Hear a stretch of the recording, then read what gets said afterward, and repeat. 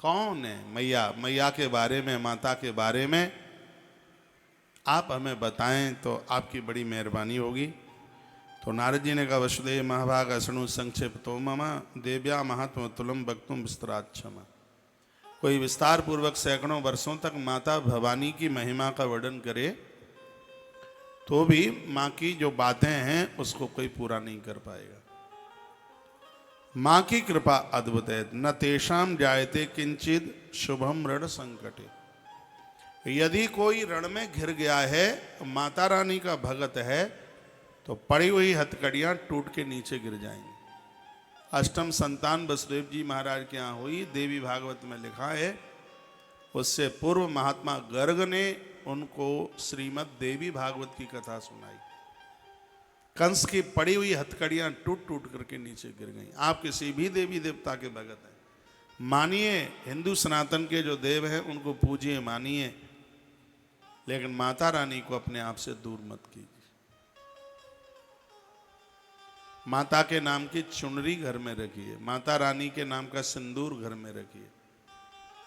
ये देवियां हाथ में मेहंदी लगाती हैं, ऐसे माँ बड़ी खुश होती है, लेकिन मेहंदी लगाने का भी ढंग है। आजकल तो माता यहाँ से लेके यहाँ तक लगा देती हैं, पूरा हाथ में पूरा मेहंदी ही होता है। पहले पामों में महावर लगाया जाता था। षोडश श्रृंगार की बात कही है, इससे माँ भगवती जगदम्बा भारी प्रसन्न होती है। काल का पुराण में लिखा है, ब्राह्मण का माथा चंदन से, तिलक से शून्य नहीं होना चाहिए, और नारी का भाल बिंदी से खाली नहीं होना चाहिए। जो सधवा नारी है तो उसके भाल के ऊपर बिंदी हो। लेकिन आजकल माथे पर बिंदी कम लगी हुई होती है, वॉश बेसन के ऊपर ज्यादा लगी होती है दीवार पर। बिंदी में भी बड़ी फैशन है, जैसी साड़ी वैसे ही रंग की बिंदी। बिंदी का रंग रक्त होना चाहिए, चुनरी का रंग रक्त होना चाहिए, लाल होना चाहिए। होठों के ऊपर लाली का जो रंग है, लिपस्टिक क्या बोलता है, उसका भी रंग लाल ही होना चाहिए। लेकिन जैसी साड़ी वैसी ही लिपस्टिक, जैसी साड़ी वैसी ही बिंदी, जैसी साड़ी वैसी ही नाखूनी। जैसी साड़ी पहनी है, नाखून भी वैसे ही रचाया जाता है। क्या हुआ है पता नहीं। न तेषाम जायते किंचित अशुभम ऋण संकटे। माता रानी भगवती की कृपा हो जावे, व्यक्ति का कभी अशुभ नहीं हो सकता। मां आरती से बहुत प्रसन्न होती है, भारी खुश होती है। माता रानी भगवती जगदम्बा, नवरात्रा का समय चल रहा है, अपने बच्चों को बोलो ये दुकान बुकान के सब काम बने रहेंगे, शाम को जब तक नवरात्रा है टाइम से घर आए, स्नान करे, धुला हुआ वस्त्र पहने, सर को ढक करके रूमाल वगैरह सिर के ऊपर रख करके फिर अपने मंदिर में खड़े होकर घर के सब लोग माँ की आरती उतारे। देखिए दो पंक्तियां मेरे साथ लेके, पूजा की थाली ज्योति मन में जला ली, तेरी आरती उतारूं भोली माँ। अच्छा लगेगा, आई गुनगुनाते।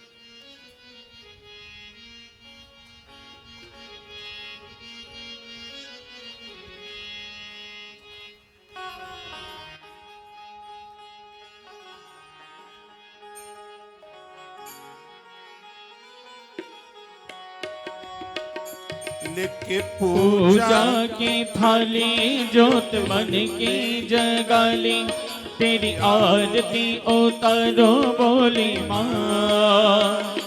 तू जो दे दे सहारा, सुख जीवन का सारा, तेरे चरणों के बारो बोली माँ। फूल के पूजा की थाली ज्योत मन की जगाली, तेरी आरती उतारो बोली माँ। तू जो दे दे सहारा, सुख जीवन का सारा, तेरे चरणों के बारो बोली माँ। ओ माँ, ओ माँ, ओ माँ,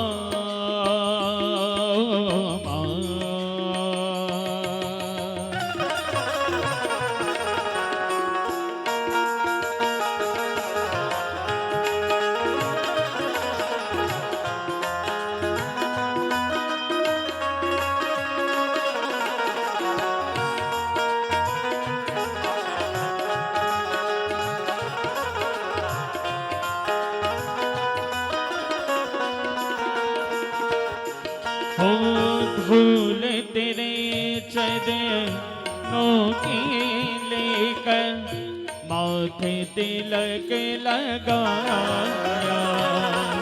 ओ धूल तेरे चरणों की लेकर माथे तिलक लगाया।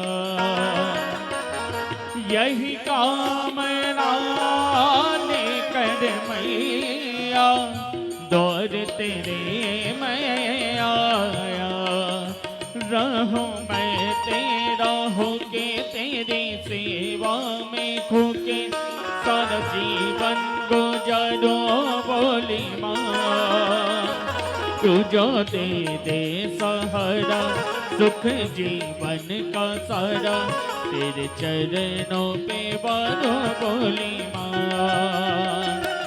लेके पूजा की थाली जोत मन की जगाली तेरी आरती उतारो बोली माँ।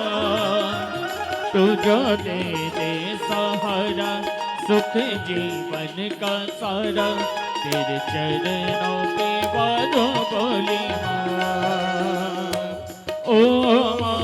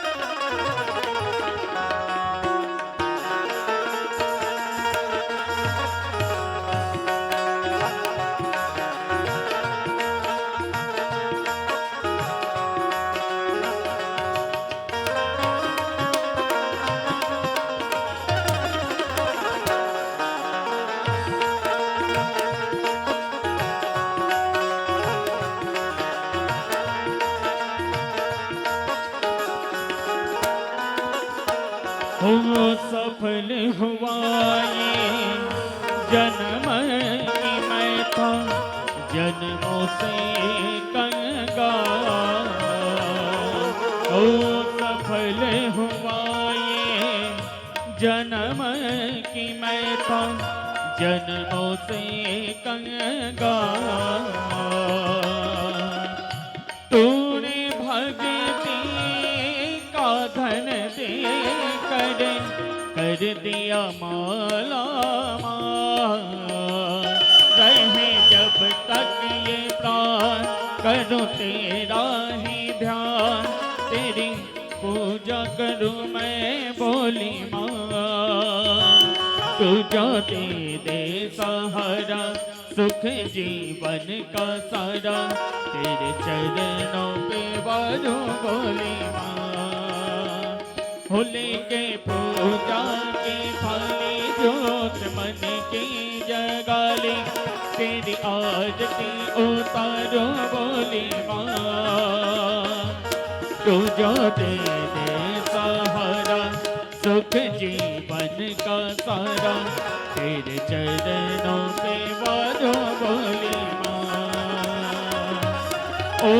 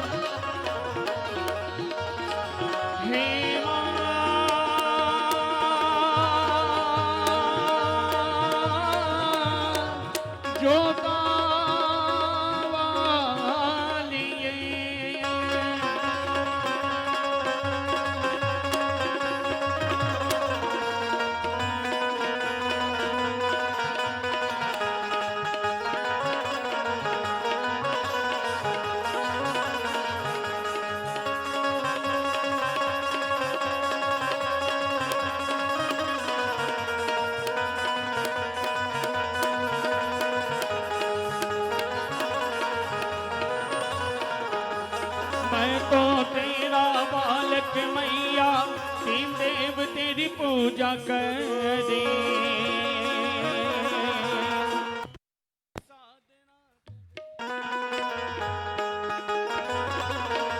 ओ मैं तो तेरा बालक मैया, तीन देव तेरी पूजा करे। सिद्धि साधना करने को मां ऋषि मुनि तेरा ध्यान धरे। ऋषि मुनि तेरा ध्यान धरे। ऋषि मुनि तेरा ध्यान धरे। हे जीवे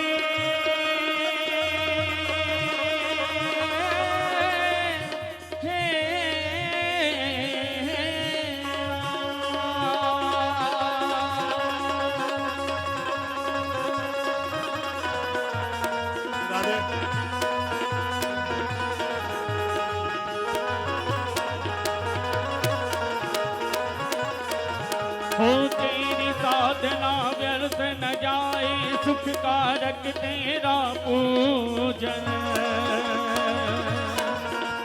कारज पूरन करता है सर मैया, एक तेरा बंदन मैया, एक तेरा बंदन मैया, एक तेरा बंदन।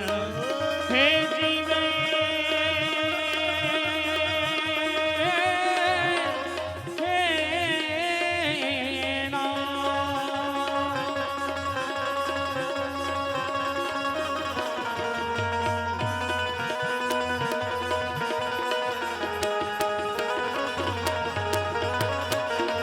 ओ रौद्र रूप धर मैया रानी, असुरों का संहार करे।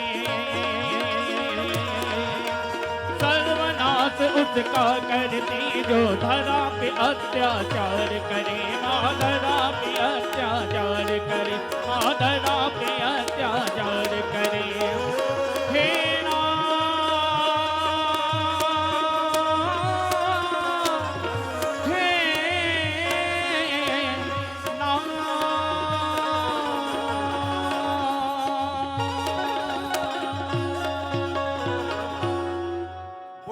सांचे दरबार की जय हो। गुवाहाटी वाली अम्मा की जय हो। जय जय श्री राधे श्री राधे श्री राधे श्याम।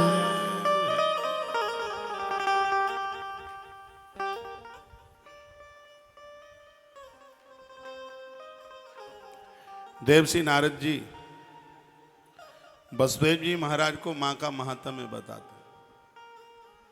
जब वसुदेव जी ने पूछा कि मां कौन है, सुनिए इधर सुनिए, तो माता की महिमा बड़ी अद्भुत है। मार्कंडेय महापुरुष ने भी मां की बड़ी महिमा का वर्णन किया। जीवेद वर्ष तम साग्रम अपमृत्यु विवर्जिता। मां की कृपा के द्वारा व्यक्ति इस कलयुग में भी 100 साल जीवन जी के जाएगा, बीमार नहीं होगा।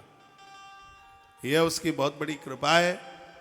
इसलिए कहा पद्मेकम न गच्छेतु दीक्षेषु आत्मना। भगवान का नाम लिए बिना घर से एक पग भी बाहर मत रखो। घर से बाहर जाते हैं आप, दुकान जाते हैं, नौकरी जाते हैं, ऑफिस जाते हैं, बाहर रिश्तेदारी में जाते हैं, यात्रा में जाते हैं, तो आपने अपने घर में जहाँ मंदिर बनाया है तो सबसे पहले उन्हें सबसे पहले वहाँ वंदन कीजिए, प्रणाम कीजिए। और भगवान को कहिए प्रभु मैं 2 घंटे के लिए या 2 दिन के लिए या 20 दिन के लिए हम बाहर जा रहे हैं, बस इतनी कृपा कर दो, द्वारा से आपका दर्शन हो जाए। परमात्मा एक रूप से आपके संग संग चल लेगा, क्योंकि उससे पता है कि मेरी देहली पर बोल के गया है कि द्वारा से दर्शन हो जाए। कोई घटना घट गई तो मेरा दरबार झूठा नहीं हो जाएगा। भगवान रक्षक कवच बन करके संग संग चल पड़ेंगे। निर्भयो जायते मृत्यु संग्रामेश्वम पराजिता।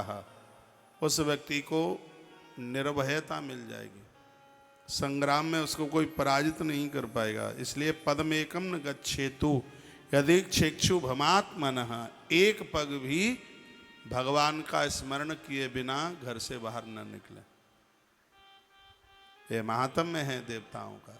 एक पग भी भगवान को वंदन किए बिना, प्रणाम किए बिना घर के बाहर एक पग भी न रखें।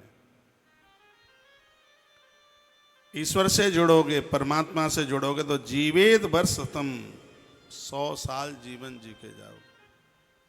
कुड़ के जीते रहे हैं, ये कोई उसकी महिमा नहीं है। 100 साल तक तो एक गिलास पानी नहीं मांगना पड़ेगा किसी से पीने के लिए,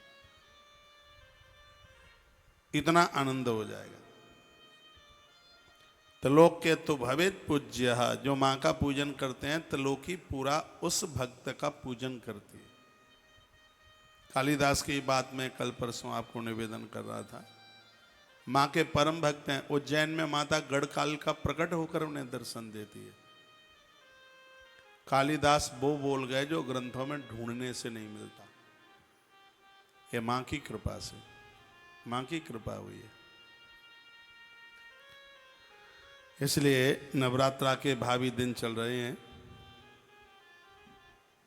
और आप बड़े बड़भागी हैं, भाग्यशाली हैं, माता कामाख्या की नगरी में रह रहे हैं। यह उसकी कृपा का ही परिणाम है, नहीं तो नहीं होता है। संसार बंध ही तुर्या शैव मुक्ति प्रदायनी, ये मां संसार के बंधन से मुक्त कर देती है। एक बार फिर कहूंगा, जिनके बच्चे बहू बेटा सब रूठे राठे हैं, काम धाम सेट शूट नहीं हो रहा है, तो अभी आपके पास सौभाग्य है, मौका है, नवरात्रा में माँ को आराधना कीजिए। उसके ऊपर फूल पत्तियाँ चढ़ाइए, उसको गुड़हल चढ़ाइए, कनेर का फूल भी उसको बड़ा प्रिय है। रोजाना थोड़ा सा हलवा और थोड़ा सा चना, भुना हुआ चना नहीं, रात्रि को चना को भिंगाइए, फिर उसको कढ़ाई में उसको डाल करके फिर बनाइए और कन्याओं को जिमाइए, बांटिए, आनंद हो जाएगा। करके देख लें आप। इन सब चीज़ों में हमारा बड़ा विश्वास और भारी श्रद्धा है, क्योंकि इनके परिणाम हमने घोषित होते हुए देखे। हनुमान को लड्डू प्रिय है, कन्हैया को मक्खन प्रिय है, तो माता रानी को चना हलवा बहुत प्रिय है। और जिन बेटियों के विवाह में देरी हो रही है और बहुत बड़ी कोई दिक्कत परेशानी आ रही है, अष्टमी को चना और हलवा बनाकर आप कन्याओं को जिमाइए। वह बेटियां अरगला स्तोत्र का पाठ करें, 108 फूल गुड़हल के माँ भगवती जगदम्बा को, आपके घर में दुर्गा जी की प्रतिमा हो तो उसके ऊपर चढ़ाइए। आप कीजिए, अच्छा घर अच्छा वर प्राप्त होगा, आनंद हो जाएगा। ऐसे पुण्यों में वृद्धि होती है। और याद रखना इस बात को, तुम्हें अच्छा आदमी मिला है मेरी बहनों तो ये आपके पुण्य है, किसी ने दिया नहीं है, ये आपके पुण्यों के प्रभाव से मिला। जानकी माता को राम मिलते हैं तो ये पुण्य है। पूजा करती है माँ गौरा की, छोटी सी माता जानकी थी, तभी से वो गौरा की पूजा करती। रुक्मिणी माता गौरी का पूजन करती है, कोई कृष्ण ऐसे ही थोड़ी मिल जाए। एक बात और मैं आपको कहूंगा, आप कहते हैं कि बालक नालायक है और इतना ऐसा है, इतना बुरा है। ये बुरा क्यों है? माता पिता के पास में पुण्यों का अभाव रहा है, इसलिए ये गड़बड़ औलाद आ गई। धृतराष्ट्र के पास में पुण्य होता तो दुर्योधन जैसी औलाद नहीं आती उसके पास। धृतराष्ट्र अंधा है, अपराधी है। उसने एक बार कृष्ण को पूछा था और वह पूछता है, धृतराष्ट्र कहता है कि दुर्योधन मेरी बात नहीं मानता। तो कृष्ण कहते हैं कि तुम अपराधी हो, इसलिए तुम्हारी बात नहीं मानता, तुमने अपराध किया है। रावण अपने बाप की बात क्यों नहीं माना? रावण का पिता महापुरुष है, महात्मा है, और उसका नाम है विश्रवा। बहुत अच्छा साधु है, बढ़िया साधु है। रावण पैदा होता है, क्यों पैदा होता है रावण? क्योंकि साधु गलती कर बैठा। संध्या का समय था, हवन यज्ञ का समय था, राक्षसों ने अपनी बहन को सजा धजा करके भेज दिया। तो महात्मा यज्ञ मंडप का तो रास्ता भूल गया और उस नारी को विवाह के रूप में, पत्नी के रूप में स्वीकार कर लिया। संध्या का समय योग भजन का होता है, भोगों का नहीं है। संध्या के समय में उस नारी के साथ भोग हुआ और उसका परिणाम यह था, दुराचारी रावण पैदा हो गया। तो पाप और पुण्य हमारे जीवन में आकर के पैदा हो जाते हैं। तो धृतराष्ट्र की बात भगवान को पूछता है कि मेरी बात नहीं मानता, तो भगवान ने कहा कि ये तुम्हारा पाप का परिणाम है। धृतराष्ट्र ने कहा मैंने कौन सा पाप किया? तो भगवान उसको पूर्व जन्म की कथा बता रहे हैं। कहते हैं पहले जन्म में भी तुम बहुत बड़े राजा थे, बड़ा पैसा था तुम्हारे पास, तुम्हारे अंदर ऐब बहुत थे, कमियां बहुत थी, मांसाहारी थे तुम। एक ब्राह्मण तुम्हें धरोहर के रूप में 100 हंस के बच्चे देके और वो प्रयाग माघ स्नान करने को चला गया। तो मैं बोल के गया था कि मैं 1 महीने के बाद आके अपने हंस के बच्चे ले लूंगा, तुमने हाँ कर लिया, लेकिन तुम उन हंस के बच्चों को भून भून करके खा गए। उस ब्राह्मण ने जब आकर के मांगा तो तुमने कहा बीमारी फैली, वो सब मर गए। राजन, ये वही परिणाम है कि हंस के 100 बच्चे दुर्योधन दुशासन बन करके आ गए तुमसे बदला लेने के लिए, और ये बच्चे तुम्हारी बात नहीं मानते हैं, तो ये तुम्हारे पुण्यों में कमी है। ये बात धृतराष्ट्र के लिए नहीं है, पूरे जगत के लिए बात है ये। यदि बच्चे बात नहीं मानते, दशरथ का बेटा तो वन के लिए चला गया, वनवास के लिए, क्योंकि दशरथ के पास पुण्य है, माता कौशल्या के पास पुण्य है। यदि औलाद बात नहीं मानती है तो एक कन्फर्म है कि पुण्यों में अभाव हुआ है। ऐसे बच्चे बीमार हैं कि जरूर कहीं न कहीं पुण्यों में कमी है, इसलिए पुण्य के घड़े को भरो। जो दिक्कतें आज हैं वो दिक्कत कल ना रहे। परमात्मा ने ये मनुष्य जीवन कीड़ा मकोड़ा बनने के लिए नहीं, परमात्मा ने ये मनुष्य जीवन देवता बनने के लिए दिया है। देवता किसे कहते हैं? जो दयालु है उसे देवता कहते हैं। कंबा दयालुम सडम ब्रजे, दयालु कृष्ण के लिए, दयालु राम के लिए, दयालु महापुरुषों के लिए। जो लोग छल कपट नहीं होता, लोगों के दुख को देख करके रो पड़ते हैं, उनको कहते हैं दयालु दादा। वह दयालु है, दयाई जिसका रूप श्रृंगार बन गया है, ऐसा जीवन जीने की कोशिश कीजिए। अपने आप को परिवर्तित कर दो, बदल दो बिल्कुल। जो हुआ है सो तो वो ही गया है, लेकिन अब आगे का तो सुधर जाए। मैं एक बार फिर कहूंगा, हमें जो मिल रहा है, अच्छा या बुरा मिल रहा है, ये सब हमारे कर्मों का परिणाम ही है। आपको गुरुजन मिले, साधुजन मिले, अच्छी पत्नी मिली, अच्छा पति मिला, अच्छे बच्चे मिले, अच्छे रिश्तेदार मिले, ये क्या है? ये आपके कर्म के अच्छे परिणाम।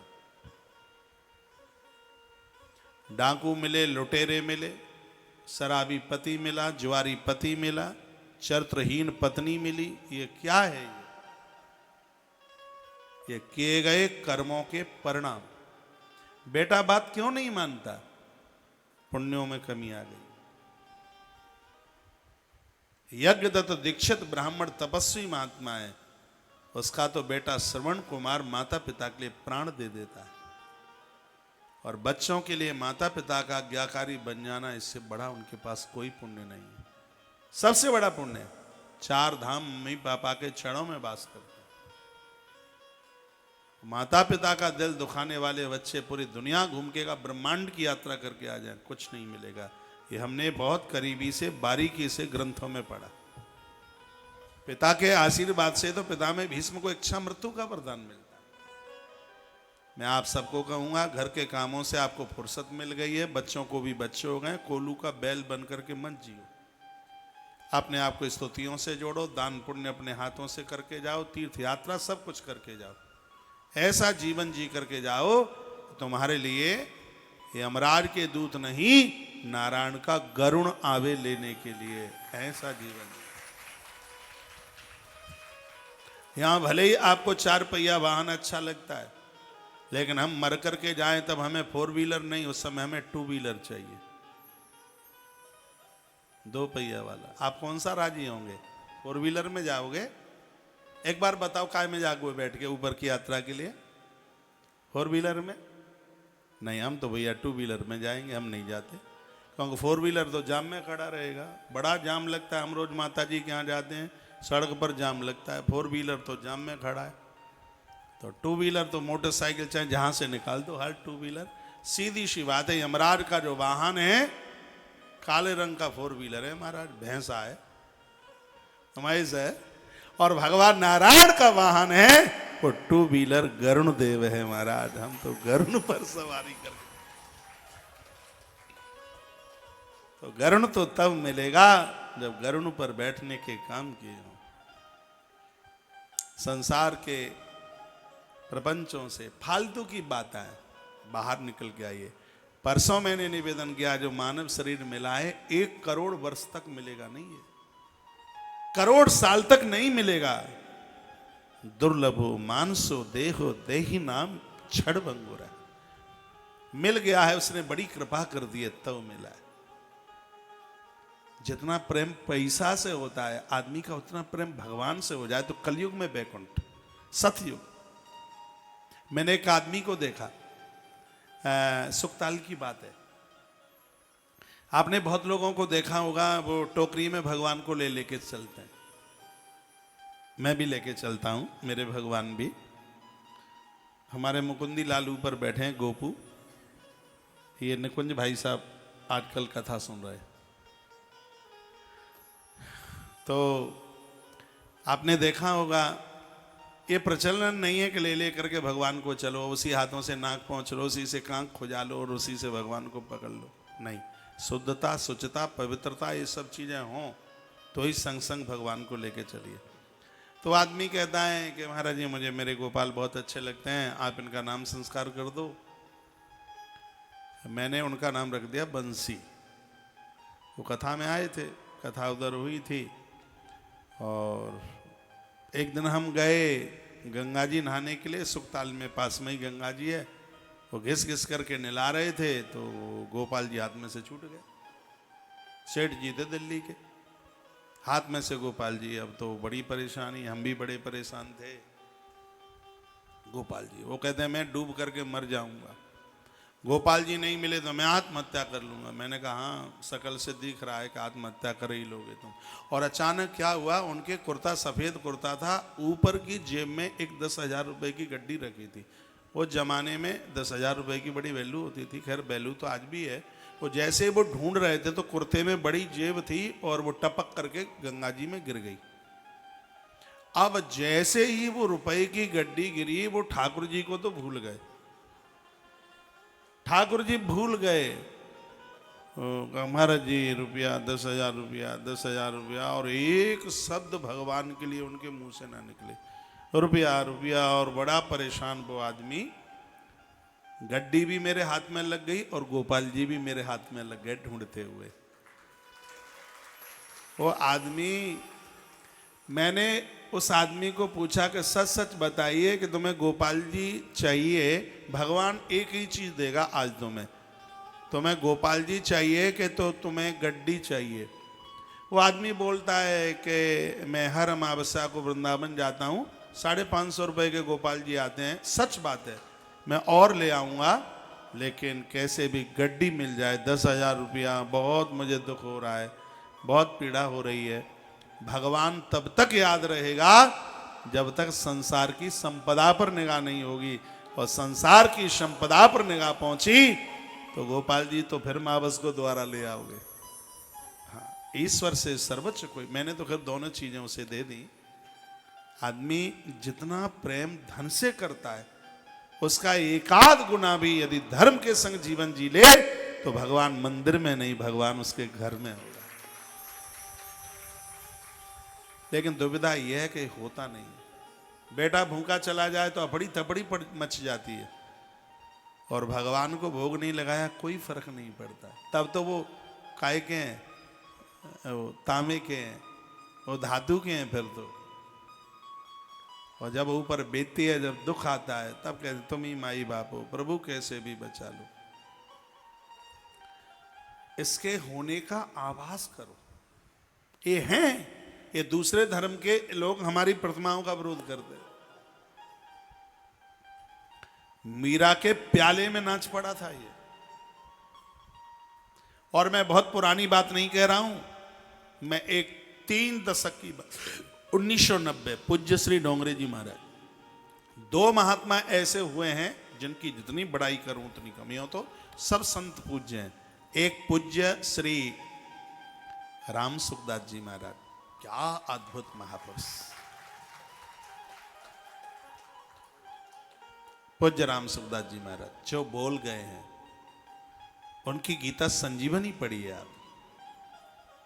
साधु अब तो चेत, ये उनकी किताब है, वो पढ़ी। भ्रूण हत्या उनकी एक अद्भुत किताब है,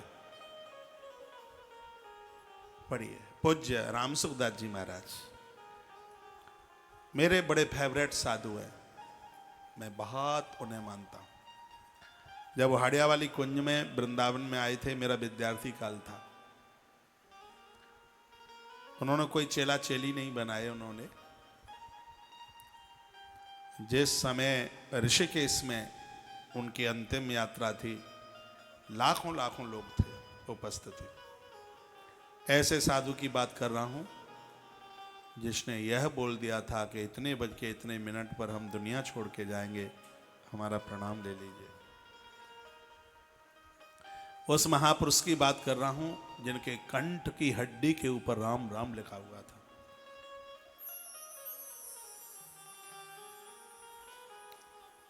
इतनी किताबें उन्होंने लिखी और उनकी अंतिम श्वास भगवत प्रवचन के साथ में निकली। उन्होंने पूरी दुनिया को एक शब्द दिया, हे नाथ मैं आपको न भूलूं। जितने भी वेद पुराण ग्रंथ हैं वो सब इसमें समाहित हैं। हे नाथ, अब पता नहीं आपके इस शहर में नगर में आई हैं कि ना आई, आपको ज्यादा पता होगा। हाँ आए हैं, अच्छा। कलकत्ता में उनके कंठ में चीरा लगाया गया था।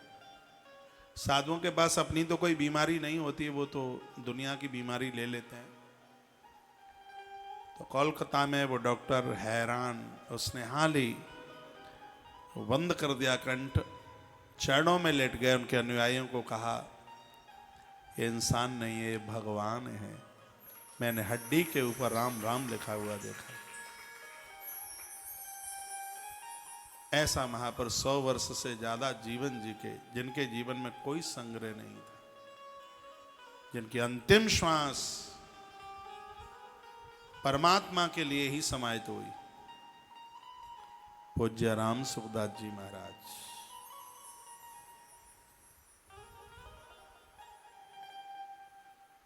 ऐसा ही एक नाम में ले रहा हूं, पूज्य श्री डोंगरे जी महाराज। ये भी बहुत अद्भुत साधु थे। मैं ये बोल रहा था, ये प्रतिमाएं नहीं है, 1990 की बात है। गोपी गीत सिद्ध था इस महापुरुष को। हाथ पर मक्खन और मिश्री ऐसे रखते और क्या कहते थे, गोपाल मेरी साधना में सदाचार की सुगंधी है, तो आज आपको प्रकट होकर के भोग लगाना पड़ेगा। कृष्ण बेटे के बच्चे के रूप में प्रकट होते और बाबा के हाथ से उठा करके वो भोग लगाते थे। पूज्य डोंगरे जी महाराज के हाथ से भगवान कृष्ण, मैं 1990 की बात कर रहा हूं। मैं 92 में वृंदावन में आया हूं। मैंने इस महापुरुष के दर्शन नहीं किए, लेकिन मैं इन महापुरुषों को व्यासपीठ पर इनका आह्वान करके, इनको वंदन प्रणाम करके ही अपने मुंह से शब्द निकालता हूं। तो कौन कहता है कि ये प्रतिमा है? इनके होने का अनुभव कीजिए। और आपके घर में 4 लोग हैं तो 4 की गिनती मत करो। 4 में एक आपके भगवान और एक आपके जिस साधु से जुड़े हैं, गुरु महाराज। किसी ने मुझे पूछा कि गुरु कितने हो जीवन में? मैंने कहा, जो तुमको सिखा रहे हैं वो सिगरे गुरु हैं। सबसे सीखो, सब गुरु है। जो सिखा रहे हैं सब गुरु है। जो सिखाए, अंधकार के दलदल से हमें बाहर निकाल दे, वो गुरु। हाँ।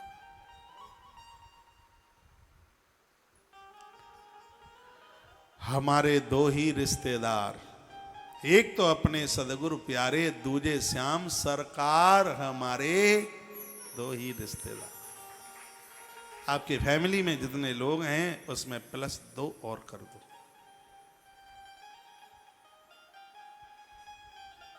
महापुरुषों से, गुरुजनों से जुड़िए।